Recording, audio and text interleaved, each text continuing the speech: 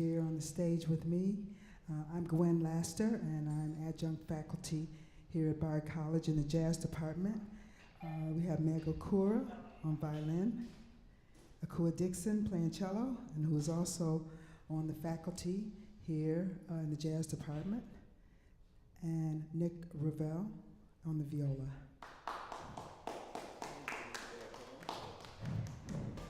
So what we're doing is each of us have brought one of our original compositions today, and we're going to play the music. It was a surprise to all of us because none of us knew what we were going to bring, and as it turns out, it ended up being such a broad experience and collection of original music that highlights and shares different ways of improvisation and even some reflections of jazz in some of the solos and some of the compositions here. So we'll play these compositions, and after we're done, we'll take questions, and we'll also share about our background and how we as classically trained string players diversified and broadened our skills, and why it's important to be able to do so as a string player in the 21st century. Thank you. The first piece is composed by Akua Dixon. It's called Effawa.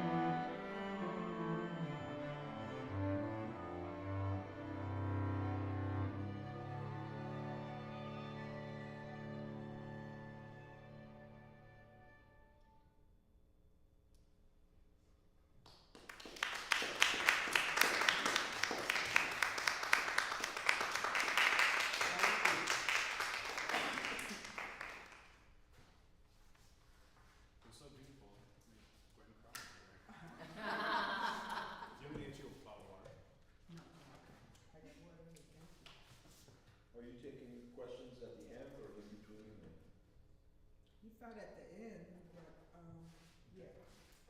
Yeah, time. If it's something specific to that piece? Yeah. Okay. I mean, I'm gonna have to leave just before the end, but, how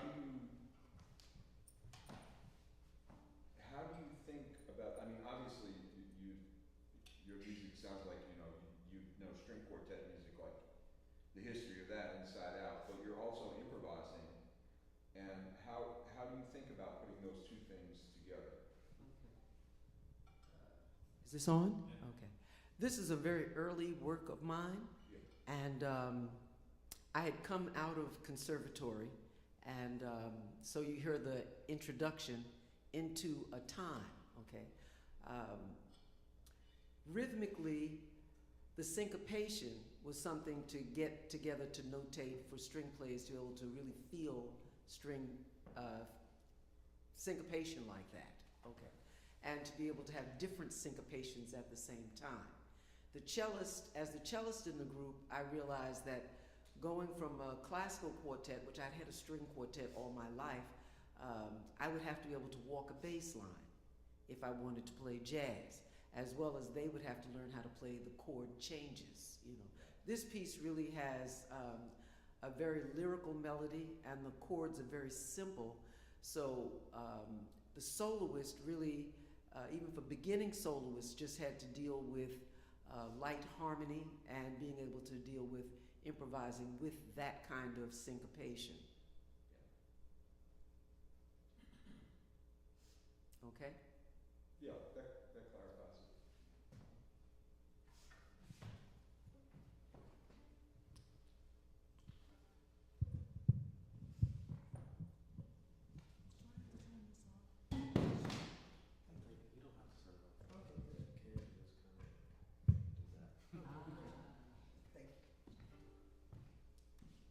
Okay, next is Nick Ravel's piece called The Fear.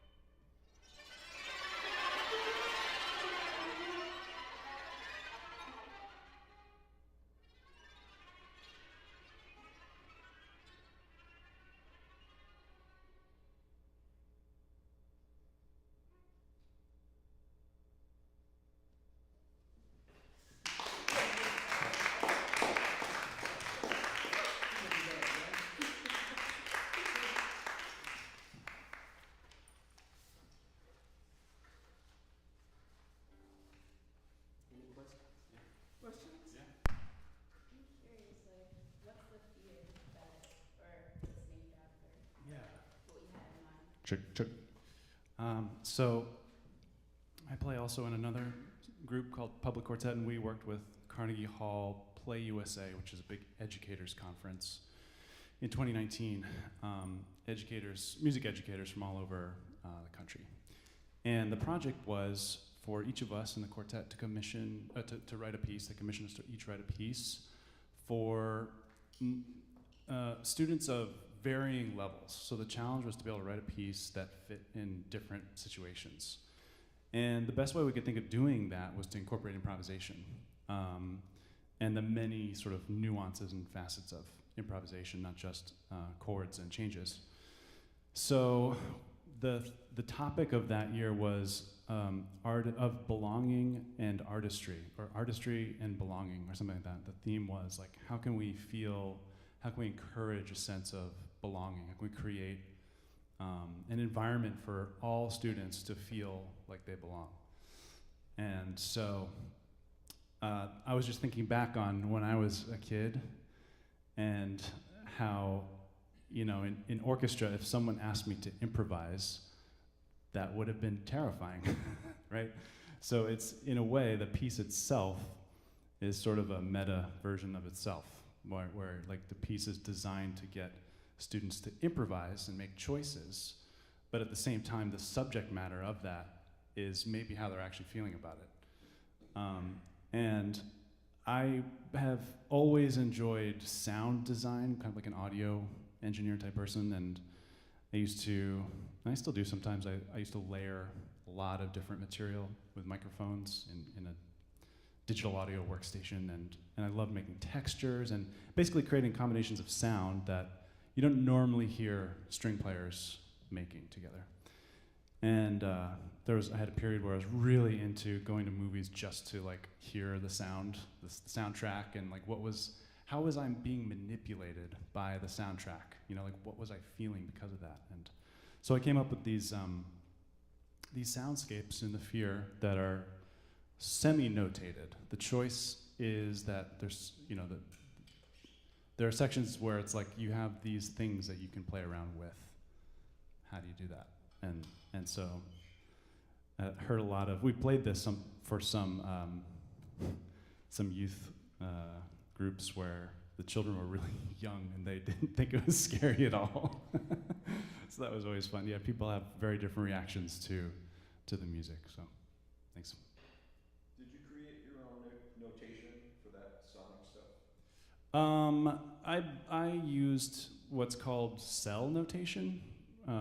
So it's just a box with some material inside, and the idea is like, here's a word, and can you play with that word in your own way?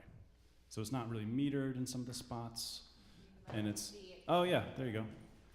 And it's not really like about the notes necessarily, it's just a gesture. So in the score, the tremolo scary sound is I call it bug sounds in the score. And it's just sort of random notes with random tremolos. And a lot of creative playing there's no real good way to notate it in Western notation. So you do have to get creative, and you do have to provide a lot of sort of verbal instruction in the score as well. Some players really don't like it, especially when you're trying to read something. It's kind of like if you're writing for another group, if you've been commissioned by another group to write a piece, then how can you deliver the information as clearly as possible with as little back and forth? And that's always a challenge given our notation system.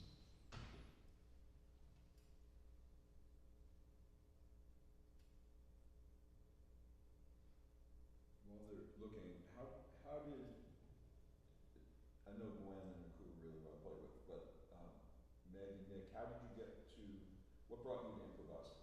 You want to go first? I don't know. I've been doing this for many, many years. So I have been improvising for a very long time. So it's hard to just kind of start sharing right now, just because I'm a lot older than Nick, slightly younger than Akua, maybe, perhaps. So, but I've been improvising for a very long time, and I have studied, you know, jazz, and I'm a jazz composer and violinist. So, this is improvising is primarily what I do on the violin. Was there someone in the beginning who made you want to improvise? Yeah, I guess, you know what, yes, definitely.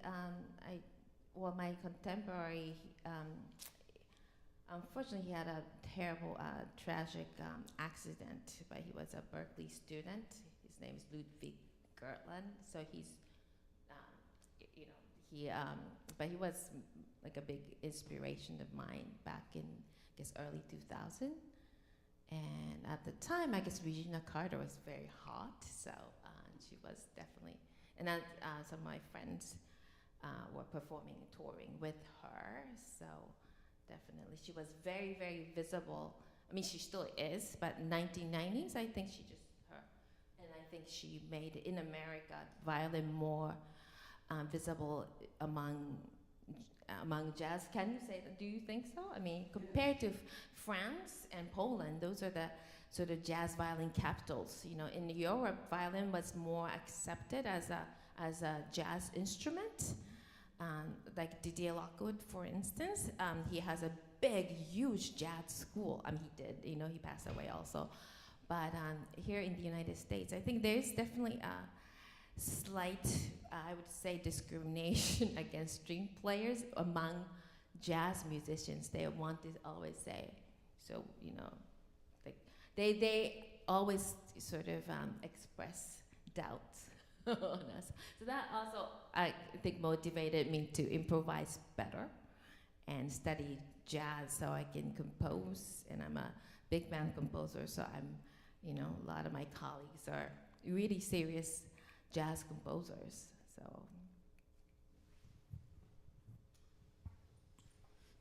I do not consider myself a jazz musician. I've not studied the languages properly to be able to claim that title. But I do love improvisation. I like making up music. I would say I got into it because I had a very, I guess, a progressive teacher. I went to Eastman School of Music. My teacher was John Graham. He was not an improviser, but the repertoire, like basically his whole mindset was like, you don't have to do what people tell you. You just do what you want.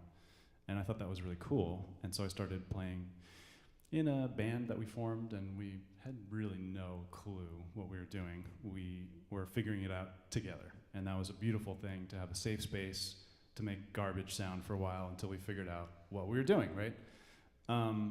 And then slowly but surely, like little moments were like, oh wait, that sounded okay. And that gave me confidence, and I started writing music, and now I play in a string quartet that we do a lot of improvisation, a lot of writing. I would say we use improvisation as a means to write music, and that's probably what I would say I use improvisation mostly for. I can read changes, and I can get through changes, but I don't have the language to really hang in a real jazz situation. Do you work from free improvisation to get to composition? Is that what you mean? It's a whole variety of different types of improvisation. Free improvisation for us is pretty new, actually, and we find it very challenging because we like a certain amount of structure, and the structure of having no structure is challenging for us.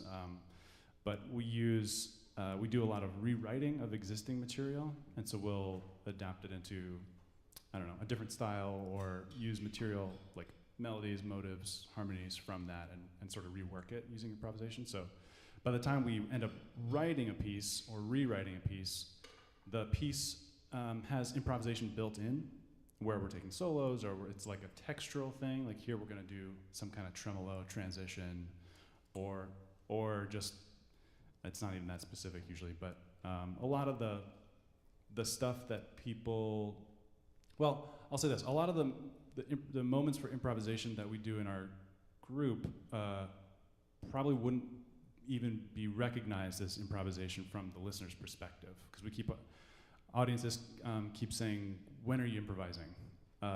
Which is interesting, because we're not trying to make it seem like we are improvising or not improvising. We're just improvising based on how we want the piece to go. So by the end of the piece, it's usually pretty structured with moments of, you know, kind of built in. Can I actually, now that we're speaking about genre-wise, you know, like subgenres of jazz. So when I first started like working as an improviser, it was more definitely in the downtown scene. I used to hang, you know, perform quite a bit at Tonic, you know, John Zorn. And then I would get a call to play with Vince Giordano and the Nighthawks, music from the 1920s. So I did only like the polar opposite, the John Zorn and super early music and sort of nothing in between. And at one point I said, you know what, Meg, start actually learning the changes and like really learn jazz from the rhythmic perspective and harmonic. You know, it's like I had to kind of really go, you know, deeper and, you know, take the hard route, which is to actually study it. But, you know, had I known how hard it was gonna be, I probably wouldn't have tried it, because I have so much respect for the history of jazz and repertoire.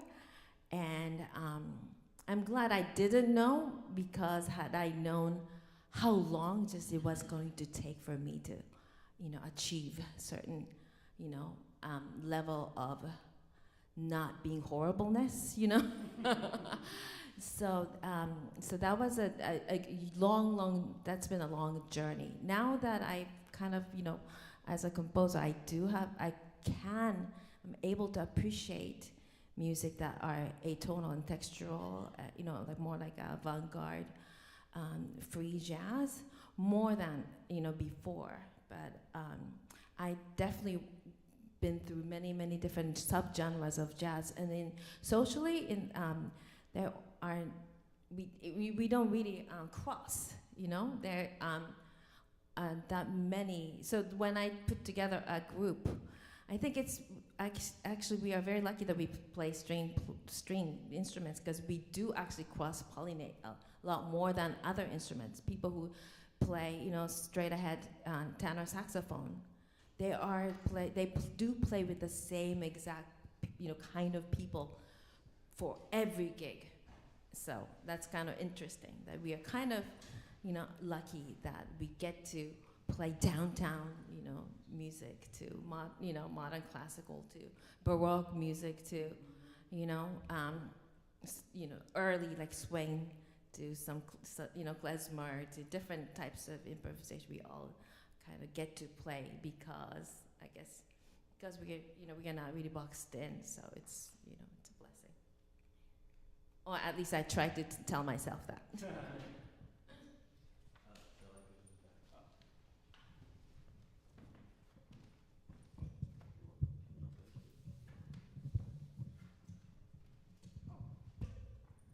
The next piece is my composition called Awakening, and it was written as a request and an assignment to write for a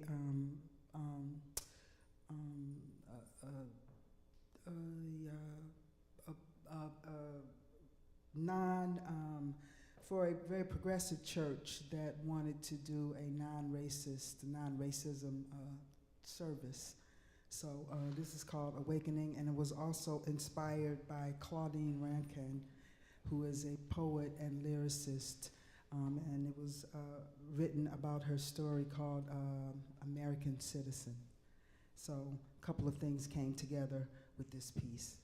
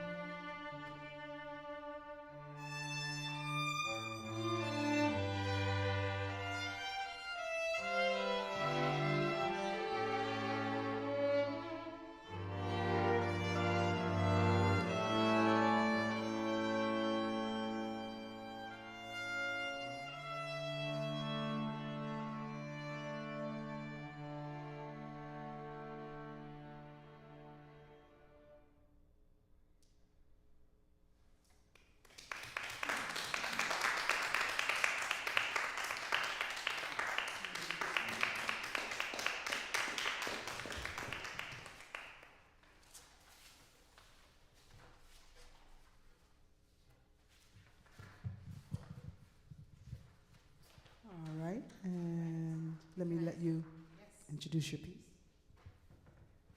So my piece is called Le Dora, and I originally wrote this for a melody, just like as a little song, a little tune on the piano for my mom's maybe 70th birthday. And at the time, my daughter was there at the party, and she got very jealous that my mother got a tune. So she says she wants it for herself, and I can't really do that. So the title, Le Dora, means, does anybody else know what it means? No. Okay. The Dora in Hebrew means from generation to generation. It's a prayer. And I put the words to the melody, and it fitted in, and then I had a lead sheet for a long time.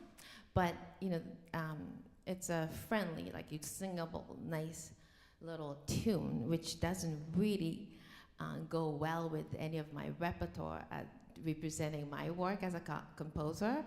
So when I got the opportunity to present my piece for a string quartet, to be honest, I didn't have any string quartets, so I actually wrote this arrangement just for you guys. So this will be the world premiere of this version of the Dora. But I just want to ask you guys, you are all music students, correct? Or not necessarily music majors, but you play some instrument. So so I'm gonna talk about maybe like how I approach maybe arrangements. So when you take a song and make an arrangement for any maybe group, what do you think I should try to do? I try to make it interesting, right? So in the music, how would you make a piece, a sheet, like 1 page long song? How would you make it interesting, musically speaking? Dynamics. So you want loud and soft, right? So so we are talking about contrast. Okay, what else? Balancing the voices. Balancing the voicings between instruments. I like switching who plays the melody, right? Okay. Anything else? I guess like having different registers, like some in the bass range. Low and high, right? So we are talking about, contrast. But there are so many different ways to have contrast. So in this piece, you will hear, I'll just play the melody. So this is a very, very simple melody. Maybe I'll have Nick. Can you play that melody at F or G? F, right? You have a melody?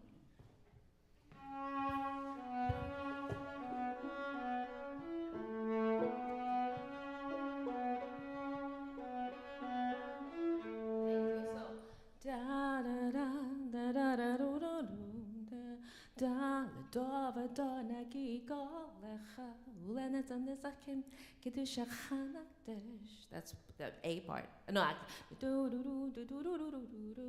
and you will hear this over and over in many different contexts within this arrangement. So sometimes we go high, sometimes we go low. Another thing, maybe tonality-wise, maybe we sometimes, we use a word like reharmonization of the same melody. So you would put perhaps different harmony, right? So sometimes it's dark, like minor, and I even use, what's the, do you guys know intervals? So what's the most like intense dissonant interval within an octave? What would you say? Tritone is one of them, and there are even more intense ones too. Like so, intervals like a minor second, and the opposite of minor second is what? Oh, not opposite, but major. So those are the intervals. So you will hear, for instance, let's play a chord. Can we play the first chord without Akua? We're gonna play the first note. For instance, you will hear this chord. Yeah, just the first chord, yeah. No, it's N, sorry, N. Nice.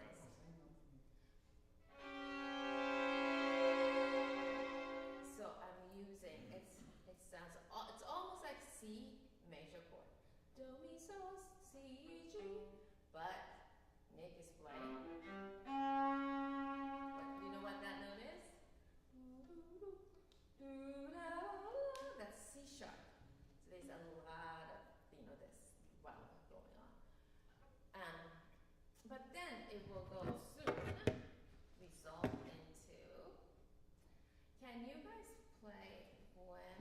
Nick, can you play maybe two measures of 101 and 102? Just two of you guys. Yeah. With the cellos? Yes. Okay. 3, 4.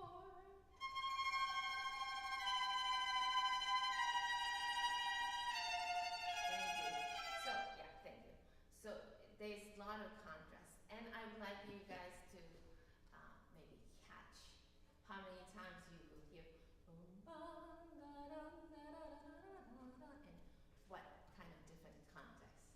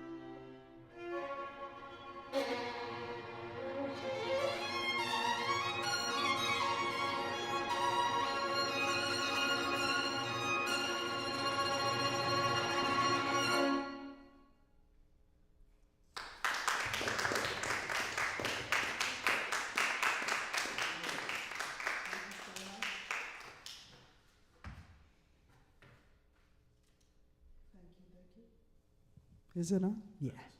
Thank you again, Meg Okura, Akua Dixon, Nick Revel. I'm Gwen Laster. Are there any questions? Any more questions, comments? Yes. You were talking about it like a little bit ago, but I was just curious if you could like describe, I guess, the relationship or like the difference between like jazz improvisation and like classical improvisation or like other types. Because I'm like new to this world and I'm like, I didn't really realize that there were like they were considered separate, but types of subgenre. Yeah. Can I say something Of about that? improvisation. My background is different than a lot of the other players. I grew up in New York City, okay? And I'm much older than everybody else. And at the time, I studied classical music as a child and all through high school. And when I got out into the working world, because there was so much music in New York at that time, I really learned that I had the opportunity to study African American music, which has funk, it has bebop, it has straight ahead jazz, there's just swing, there's Latin music, there's just so many different styles of improvisation, and not only improvisation, but parts that you can learn so that you can learn those rhythms, which don't really exist in European classical music, okay? So when you talk about improvisation, for me, I try to think about the style of the piece that I'm playing in and the rhythms that go with that piece, and I try to improvise in that idiom,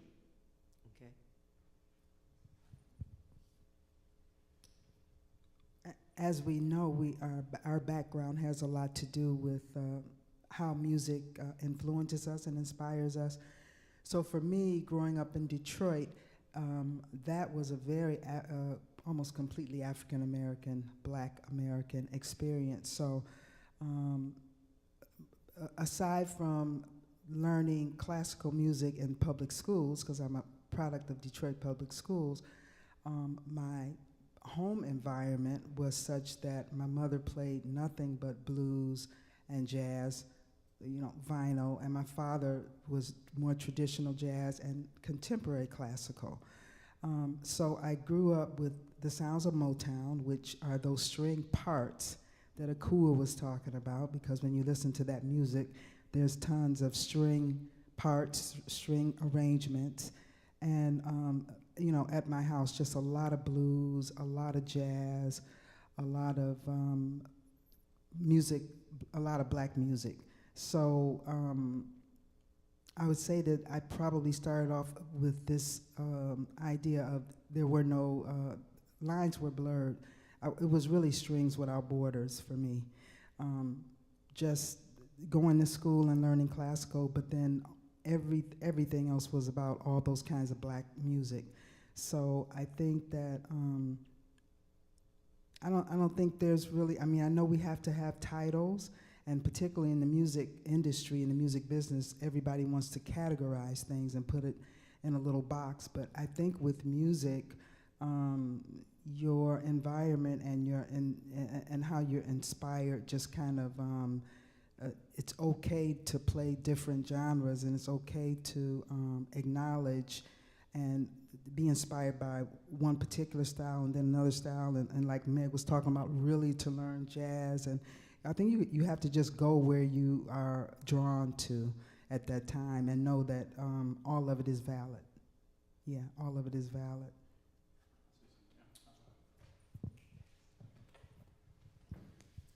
I got into improvisation later, like in college was the first time I started improvising. And yeah, my background, I grew up very, very, very white. We listened to Sunday morning Baroque. Like, it's unfortunate. Yeah, that's my background. And so I came to the game of improvisation pretty late. But one thing I learned over the years is that improvisation as a sort of concept is generally directed towards, like, or another way of saying it is we all have certain preconceptions about what that word means, but really, most of life is improvisation. Like, for example, I kind of know what I'm saying to you right now, but I haven't scripted it. I'm not reading, so I'm improvising what I'm saying. I just have a language called English that I know how to use, kind of.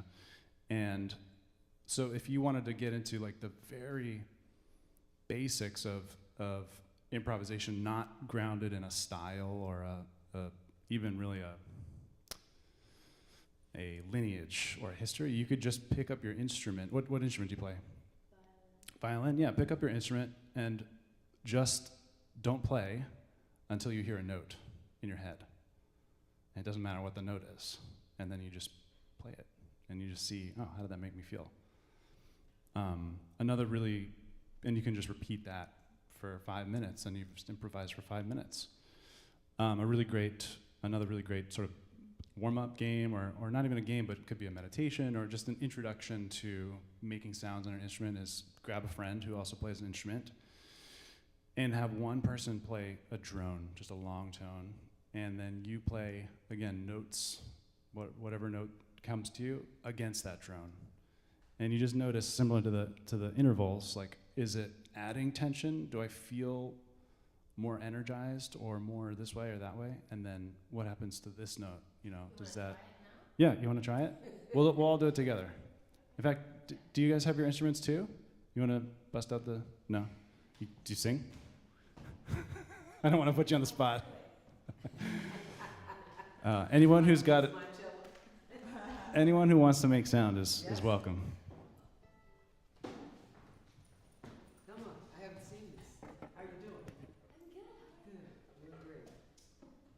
And if you're watching on the internet, you can play along too. Where's the camera? Where should I look up there? Am I looking at the internet right now? Okay, so we're getting ready. Maybe. What's your name? Yeah. Grace. Welcome. I'm Nick. Hi.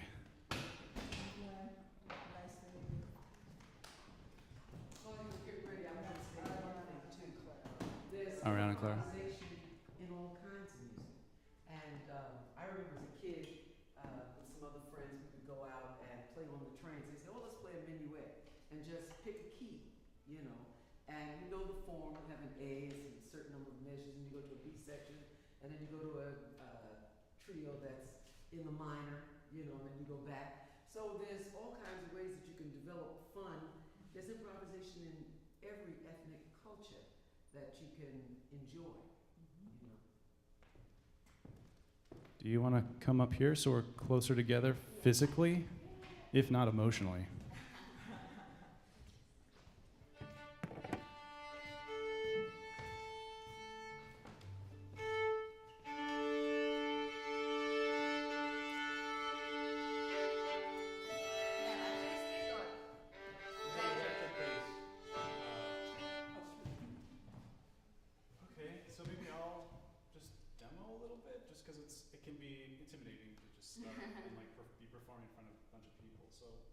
Somebody say a letter between A and G. C. She beat you to it. C is going to be our drone note. So pick a C on your instrument and just start playing. It can just be a long note. Yeah. Perfect. So I'm going to, and keep that going. So I'm just going to be trying to hear notes to play on top of that.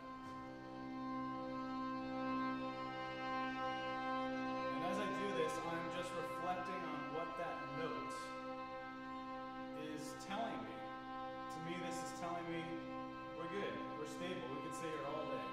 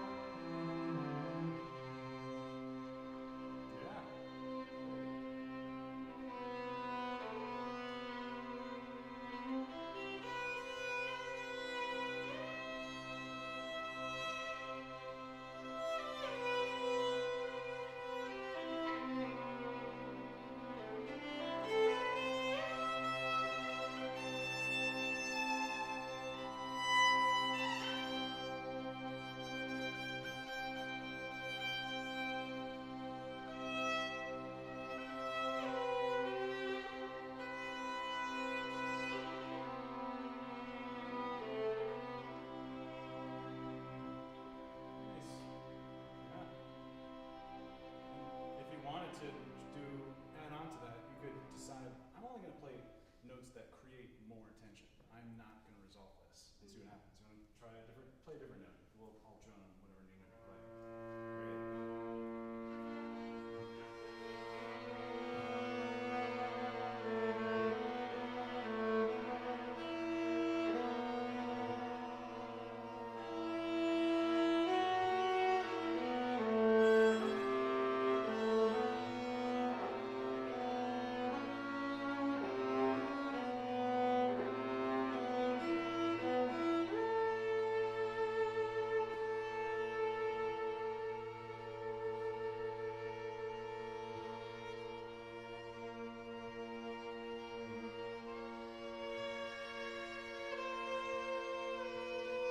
There you go.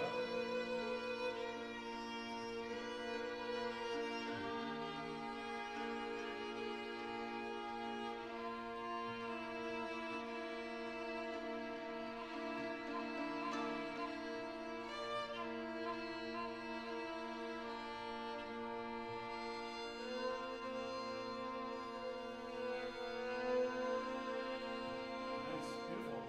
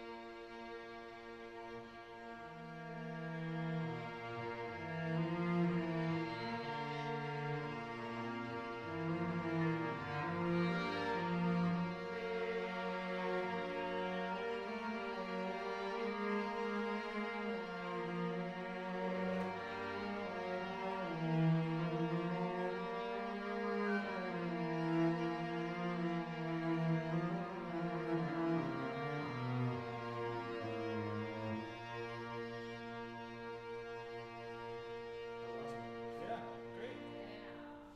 So now you got two words. You've got so chill vibes and tense vibes, right? Yeah. And because we did it on two notes, we've got harmony too. So now you can just do an ABA and you've got yourself a song. Bada bing, bada boom. There you go. That's one game that can, it's not like game, but one exercise to sort of get things going. Yeah. Cool. Thank you guys so much. Oh, yeah. I thought you were going to do a blues, which is a very typical thing that you learn in jazz. You know. But we've been practicing in the scale template in the book, the G, the 1, the 4 to the 5. So do you want to do the bass line or? Do you want your cello back? Maybe. I don't make you fuss that much, man. Because they need somebody just to, I could play it on the piano if you like. I think you want a bass line on cello. Yeah, maybe so. Okay. Are you in G? Yes. And What do we do? are you doing it in 4/4? Yeah, let's do it in 4/4. So we'll do the G and then we'll go to 4. So let me just hear how you.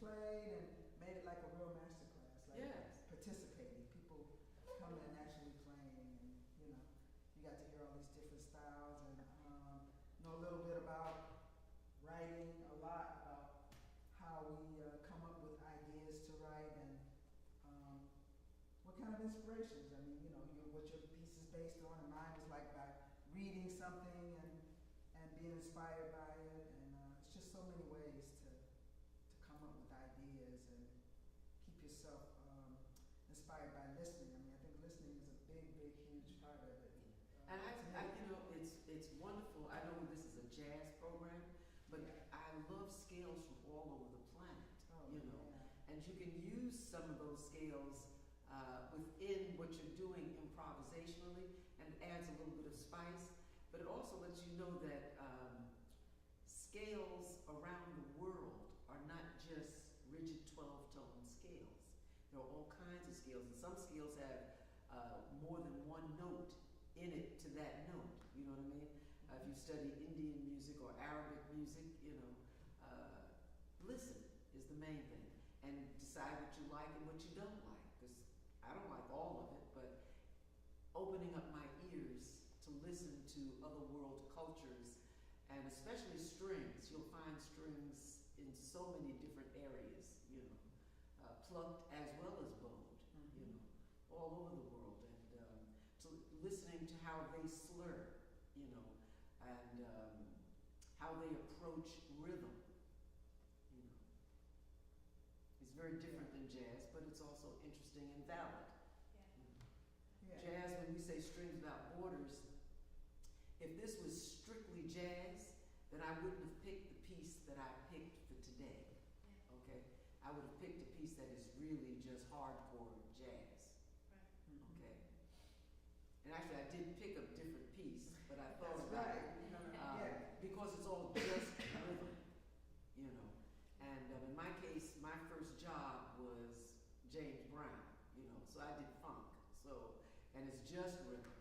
That's when I got my union card, right out of college, So adding rhythm to what you're doing melodically can also help, Are any of you guys writing music? Have you written any music?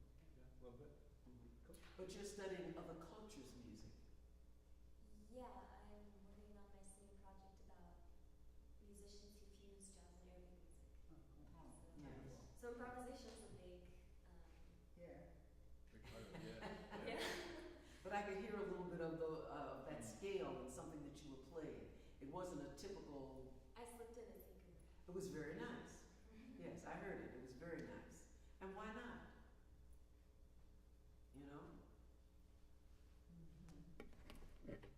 Made me say, oh. Yeah. It was very lovely. Any other questions, or maybe you have answers that we need? I don't know. Right. Goes both ways. All right. Any other questions? Cool. Well, thanks for joining us. Yeah, thanks so much for coming. A small but mighty audience. Yes. Yeah. Yes. Very good. Yeah, very good. Did you want to try to play something else? Or are you ready to go? I have to go to. Good. I Just making sure. a question for you. You have a question for me? Yeah. Nice.